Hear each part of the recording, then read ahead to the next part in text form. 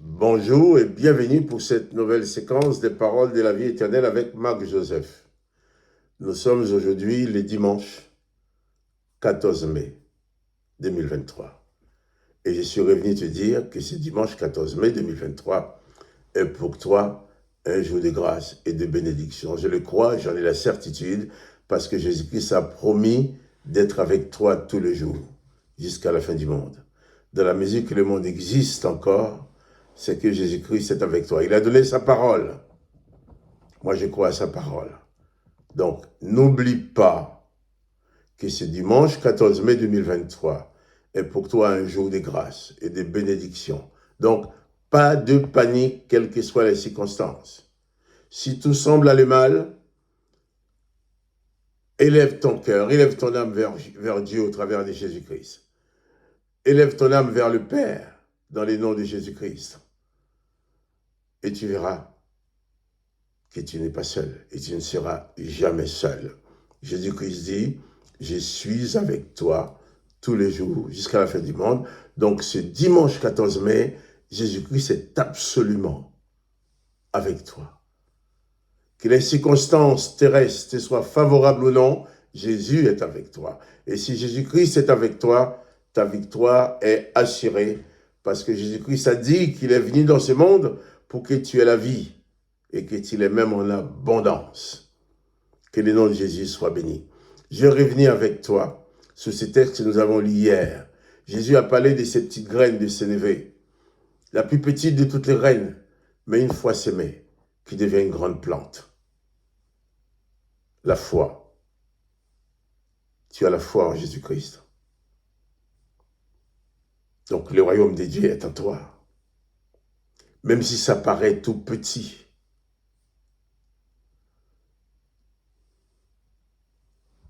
la petitesse de ta foi ne l'empêche pas d'accomplir de grandes choses. Jésus a dit une fois à ses disciples, si vous avez la foi comme un grain de sénévé. Voilà, il parle de ces grains de sénévé-là. Mais j'avais promis de parler de la façon de Jésus de faire avec ses disciples. Nous avons lu que Jésus parlait en parabole avec la foule, mais quand il se trouve dans l'intimité avec ses disciples, il explique, il reprend les choses pour expliquer à ses disciples la signification de la parabole, parce que Jésus était très soucieux de la compréhension de ses enseignements. Il enseigne, il veut que ses disciples comprennent. Et c'est pour cela, j'aime bien dire, quand quelqu'un te parle de l'Évangile, te parle de Jésus-Christ, il ne faut pas écouter seulement ce que dit la personne et puis dire c'est la vérité, il l'a dit. Non, il faut écouter, il faut analyser, il faut comparer le message que tu as entendu, que tu entends de la bouche de cet homme. Il faut comparer ces paroles aux paroles de Jésus pour voir si c'est la même parole. Si c'est la même parole que celle de Jésus, tu vas accepter cette parole. Pas parce que le pasteur un tel ou monsieur un tel t'en a parlé, mais parce que Jésus l'a dit. Hein? Donc, Jésus sait bien se mettre à part avec ses disciples à l'écart, dans l'intimité pour leur expliquer les choses. Peut-être il y a des choses dans ta vie que tu n'arrives pas à comprendre. Ces choses-là, peut-être tu as déjà fait beaucoup d'efforts pour les comprendre, tu n'arrives pas à savoir le pourquoi de ces choses dans ta vie. Eh bien, tu sais ce que tu vas faire? Voilà ce que tu vas faire. Tu vas entrer dans l'intimité de Jésus-Christ. Et lui-même va te parler. Il va te faire comprendre ce que tu ne comprends pas dans ta vie. Il va te faire entendre ce que tu n'entends pas. Il va dévoiler sa lumière sur les circonstances de ta vie qui te sont obscures. Des choses que tu dis que tu n'arriveras jamais à comprendre. La présence de Jésus-Christ, par sa toute puissance, peut t'amener à comprendre. Alors, choisis chaque jour un petit moment d'intimité avec Jésus-Christ. Un petit moment d'intimité avec le Maître.